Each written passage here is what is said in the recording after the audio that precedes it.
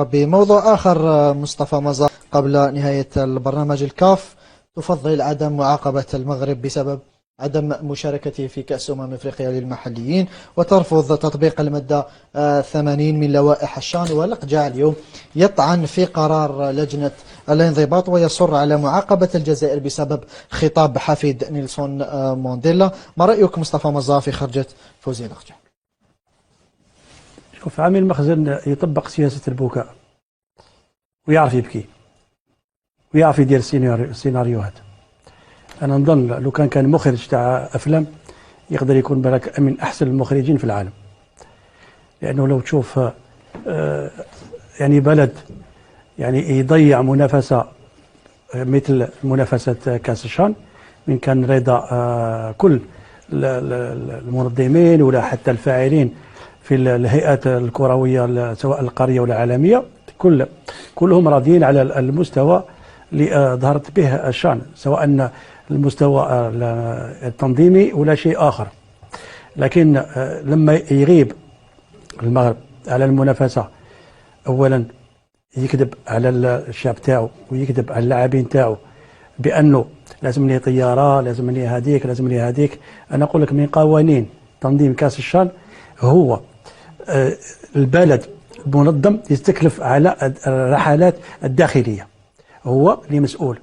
لكن لما انت تحاول تفرض المنطق تاعك، تجي بطائرة تاع الخطوط تاعك، تجي تفرض نفسك في بلد لربما وضعينك في القائمة السوداء لكن لا أقول الحمراء، أقول لك أنا الشيء هذا غير ممكن في الجزائر تاع الجزائريين، غير ممكن في بلد الرجال، غير ممكن في بلد اللي الناس عندهم النيف، غير ممكن البلد اللي ما يطبعش.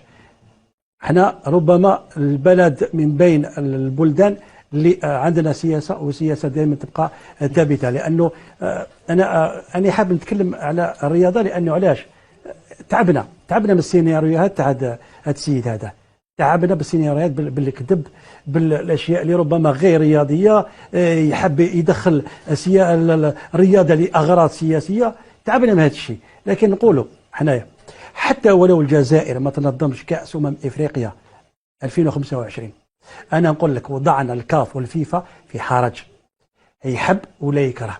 اليوم يجي ربما ما يجيش. أنا نقول لك الناس اللي واقفين على هذه البلاد متأكد أنه هما اللي ما خلوش هاد الناس يجوا للجزائر، لأنه يضعوا كل العراقيل باش يوضعوا الجزائر في حرج.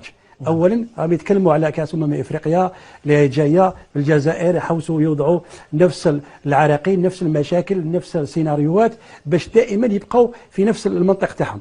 لكن نقول لك انا الجزائر، ونقولها ونكررها، المواقف ثابته، والجزائر ضد التطبيع. ربي يسهل عليك نتايا.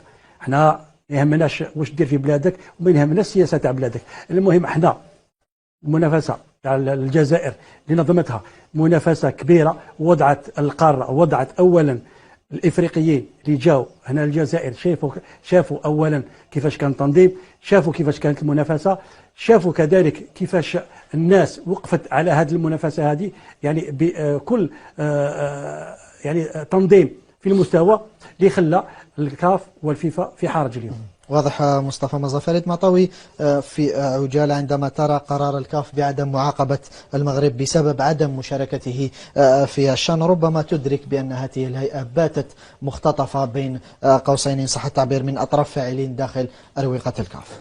لا هذا أكيد، لكن أنا اليوم أظن بأن على الفاف أن تتقدم بتظلم للكاف، ليس لعدم معاقبة المغرب، بل لأن رئيس الجامعة الملكية المغربية حرم شباب المغرب من المشاركة في هذه دورة الشان، وهذا أفظع. ولأن رئيس الجامعة الملكية المغربية عوض أن يترك يعني مال الخزينة العمومية المغربية للشعب المغربي المحروم في الريف المغربي، ذهب به لرشاوي بعض أعضاء المكتب التنفيذي للكاف.